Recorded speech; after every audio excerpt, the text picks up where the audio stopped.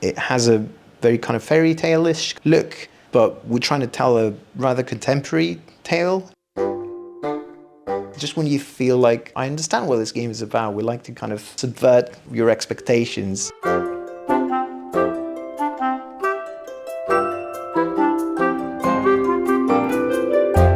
Gertrude's log, day 34. My latest adventure has led me to the mysterious ruins of an ancient temple. I wonder what exciting new discoveries I shall make here. Oh no, here comes those boring old soldiers again. You mentioned Mr. Soldier. I know we refer to him as Mr. Soldier, but do you personally name him something? We name him Direct Control Soldier. Yeah, we're quite boring. It's either Direct Control or DC. He didn't have a name when I started working on him. I think the original name was a kinematic character, which is the most boring thing in the world. Direct Control Soldier is a bit more sort of explains what it is. Still rather boring, but we know what it is. Mr. Soldier! Where are you marching to this time? Mr. Soldier is one mechanic that we're very proud of because it really sort of changes the formula of the game very dramatically. Midway through the game, you actually get to control one of these soldiers. You can go anywhere with him, and it really brings a new element to the gameplay itself, but also a new element to the puzzle solving. So, you know, because he can go anywhere, there's all kinds of new things that we can do as kind of puzzle designers, but also obviously for the player to enjoy and explore. Look at me! So nimble, so flexible. We like to tell the story in as natural way as possible to the player and keep the player's immersion through the whole game. So there are cutscenes in Tin Hearts, but they tend to appear and happen in the world around you as you're playing. So you can experience them from whatever angle you feel is right, or, you know, focusing on the detail of what's happening, or draw back.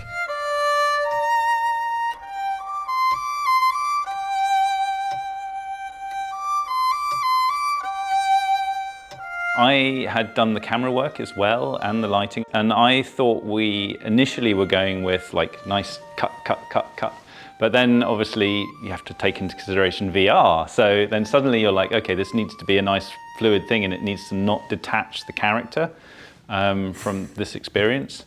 Or please, do carry on. Well, don't mind me. Pretend I'm not even here. Well, all right then. I think it's a really nice way to present a story within games, and it's something we've spent a lot of time on trying to perfect and make it feel as natural and you're as involved in the story as possible.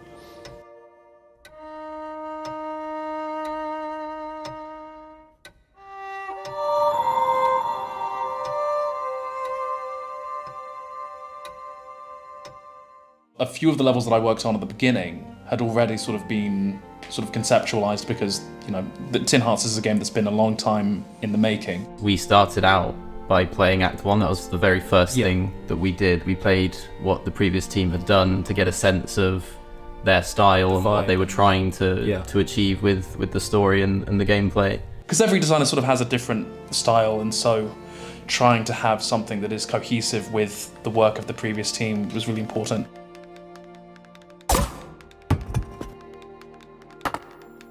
A lot of it is about drip feeding the mechanics of the acts to the player, because obviously you can't hit them with all of the stuff that you want to show them at once. I mean, there's various machines that need their own levels in order for you to properly contextualize them and understand how they operate in the wider game.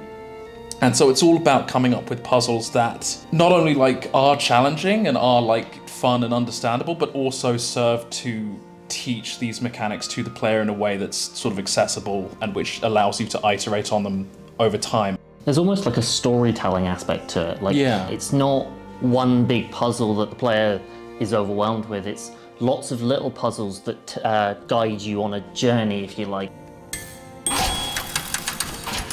We try to keep things really consistent and sort of really interwoven when it comes to the mechanics and the storytelling.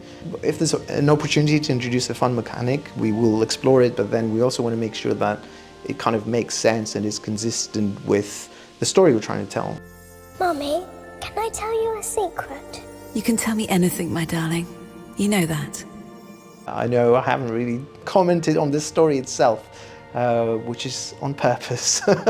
Because it's a very interesting journey with lots of twists and turns. We wanted to put a bit of ourselves in there, and what you tend to see is that people do connect with that. For me, there's always a point where there's kind of a dialogue between the creator and the person who's experiencing that, and if we can achieve that, then I think we've done our job right as storytellers.